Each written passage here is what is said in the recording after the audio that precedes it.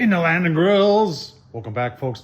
The Weber Searwood. A lot of people asking, Tom, are you going to give us your final thoughts? Should I buy the Weber Searwood or should I go to somebody else? Now, we've had this grill now in the land of grills, about 6 weeks now, and we've put it through its tests. We've done some modifications to it. We've talked to Weber customer service. I'm going to run through all of that. And today I'm going to tell you, if I had $900, would I buy the Weber Searwood? Oh man, well, let's get started. Folks, please consider subscribing, liking, anything you can do. Super thanks down below. Remember, I'm not sponsored by anybody. So obviously Weber does not sponsor me. Traeger doesn't sponsor me. Nobody sponsors me here. These videos are done and these grills are bought with my own hard-earned money. I still work full-time and I do this on the side as a hobby to help you make the wise and smart choice. All right, what did I pay for it? So I did buy mine off of Weber.com. I'd love to go and buy it from my local Ace and support my local Ace. But if I returned it, that would not be good for my local Ace. So I wanted to work directly with Weber on this one. I believe I did get it for $900. It was $100 off.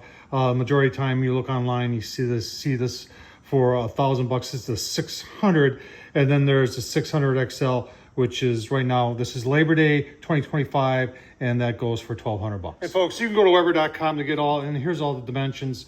The weight is about 125 pounds, and there's all the dimensions. They're saying 13 burgers, 13 steaks. I'm not, all that is accurate. What you really need to know is what they're saying up here. And they're telling you that this gets to any temperature you set it to in 15 minutes.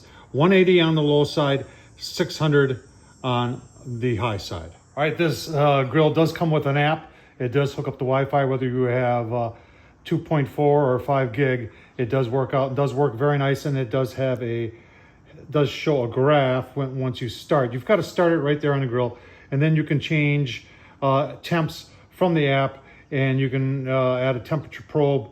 It does have 2 probe ports, and I believe it comes with 2 probes, so good job by Weber for that. And you can shut it off via the app. The app works very well. As far as the 15 minutes is concerned, does it get to 600 degrees in 15 minutes? Well, per the app, it does. Weber has programmed their own controller here, so it doesn't matter. It's always going to get to 600 degrees in 15 minutes, regardless of whether it's 600 degrees on the inside. And I've proven that time and time again. The same with 180. It'll show on the app that it gets to 180, but it usually overshoots. If you really want 180, you got to give it about an extra 20 minutes. And you're saying, Tom, how do you know that? It's because I put probe ports in this grill. We've got one right here, and we put another one here on the right side, which is the hot side. And then we put another one here on the left side. And these sit just a little bit above, they're sit in between where top grade is and the bottom grade is. So I believe them to be relatively accurate enough to prove that when you set it to 180, it always overshoots. But if you give it 20 minutes, it'll come back down. On the 600 side, nah, it doesn't. We can debate that all day long. But and we'll talk about the 2 modes, grilling modes you can use, and whether one mode is better than the other when it comes to getting to high heat. Right, you're saying, no, you're confusing me, Tom. There are grill modes. There are grill modes. So you can set your grill temperature up here, and that runs on a program run by what I believe to be a PID, proportional integral derivative, that takes feedback from the 1temp probe that Weber has in there, and you can see it sticking up there in the back. See right there, that guy right there. And then it does some wizardry in calculating and what the temperature is throughout the entire grill. So it tells that thing what the temperature is, and then that thing will put in more pellets, or it will slow the amount of pellets and the fan speed down in order to get you that perfect temp. All right, you're saying, well, what's manual mode? Manual mode is 1 to 10, 10 being the hottest. And per Weber, you're only supposed to use manual mode when you're using the griddle insert. So you can get a griddle insert for this. Obviously it doesn't come with it. You got to pay for it. And I've done some testing with this, and I have a lot of people that want to argue on this, saying, Tom, if you want the really hot temperatures, you got to use manual mode. Now, I agree, when you first fire it up to 10, that it will get over 600, but it's very short-lived. This grill has a safety at 650. So when that, regardless of what the temperature is in there, but when that reaches 650, it automatically slows things down and shuts things down. After that, it's very inconsistent. So if you want consistent, the most consistent temps on this grill is gonna come by using the grill temperature mode. Let's talk about smoke boost. So you can put the grill on smoke boost, or you can set the grill temperature to 180. That's gonna be smoke boost. That's gonna give the most smoke. That temperature is 180. Like I said, it usually overshoots in the very beginning, but if you give it about 20 minutes, it gets back down to that 180 and maintains it and gives you a fair amount of smoke. I will say though, even at higher temps, on not even on manual mode, but on grill temperature mode, that this grill smokes quite a bit. So good job by Weber. Even at 300, I've noticed that this grill smokes quite a bit. We're gonna ask, does it come with a front shelf? No, that is, well, man, I think it's about 75 bucks. I think it's a must-have mod. If you're gonna get this grill, having the front shelf, it does fold down. It works very well. They have a side shelf too. I haven't had the need for it. I think the front shelf is what it really needs, and in my opinion, it should come with it. You have a nice bottom shelf there. You can store some pellets on there. I did put the caster wheels in there, and I cut off that leg. I'll leave the link down below to the casters. This makes it, especially if it's not gonna be, a lot of people just put it on the deck and it sits there forever. You don't need casters for that. But if you're like me here in the land of grills, where you're pulling it in and out of the garage, or maybe you have it on the patio and you tuck it away when you're not using it, then I think they should come standard with those locking casters. But that's just Tom Horsman. A lot of people always ask about the capacity of the pellet hopper. 20 pounds here. Is that enough to go all night? Yeah, in my opinion, it is. That red thing down there, that's your pellet dump. So that's plastic. You pull it out, you put a bucket underneath there. The pellets fall through, but you can see that's it right there. So anything below that, or even over on this side, if I were to open it right now, I would get very few pellets. So there is a safety grade up here, and that's to keep your fingers out of the auger. The auger moves very slowly, but it's there for a reason. But it's also very hard to get the pellets out with that safety grade in there. People will talk about using a spatula, or they give a little cleaning device with the grill right there that you can use to kind of push it over if you got to clean all the pellets out. Right, they do have some tool hooks on the back, or you can hang a grate off there. This is where that probe comes through. Now I have changed out the probe. In our working with Weber customer service on there, they did send a new probe. It didn't really help get the temperatures any higher. Those of you who've been around pellet grills for a while may say, well, there's no stack on this like that one right there. A lot of manufacturers are finding that having it more evenly vented, like this one is, leads to more consistent temps. Got a nice handle for moving around, and there is a rotisserie that does fit on this grill.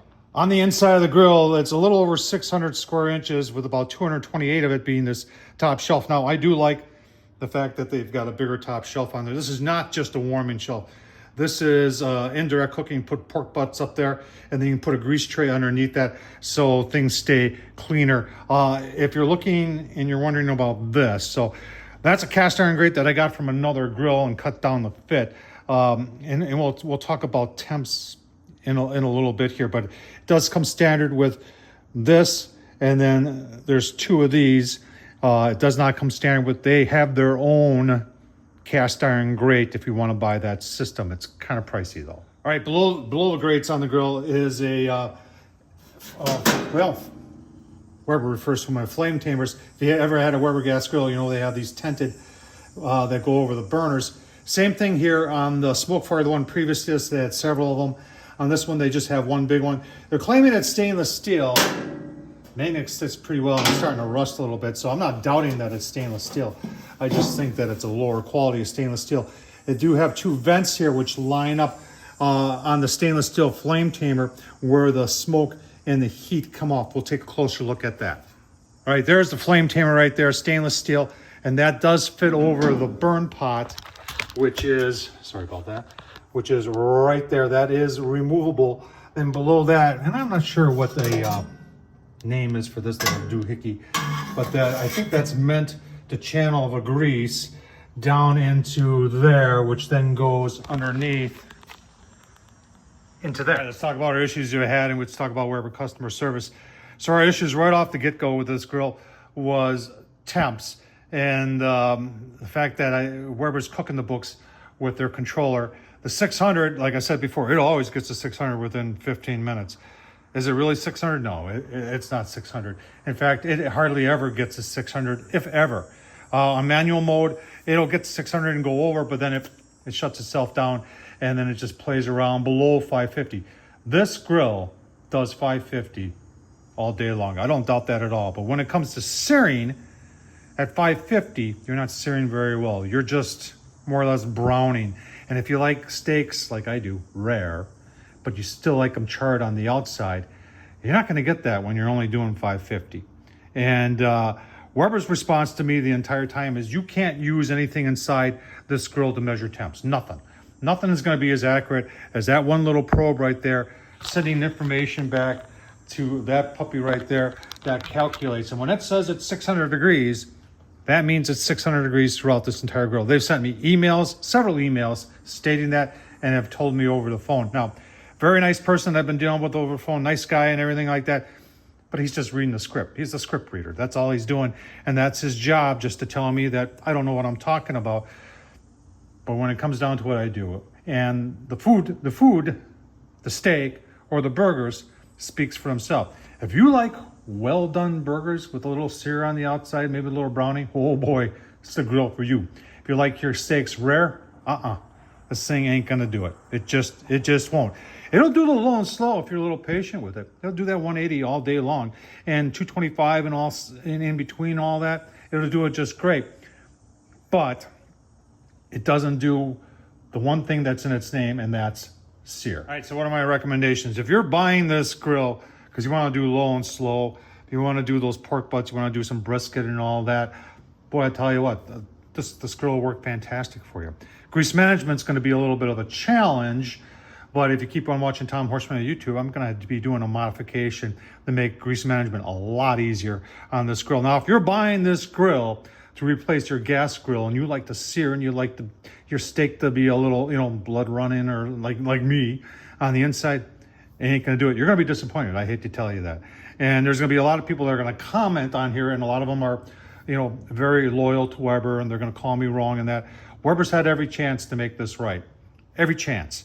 And they keep telling me this grill is doing what it's supposed to do. So if you're seeing comments down below that Tom doesn't know what he's talking about, Tom does know what he's talking about. I'm not being paid by anybody. I'm telling you the truth here. So if you're buying it, if you want this grill for searing, stay away. If you're buying this grill to do low and slow, something that's going to smoke real good, boy, I'll tell you what, this is the grill for you. Tom Horsman on YouTube. Thumbs up, leave a comment. I'm sure you will. Thanks for watching, folks.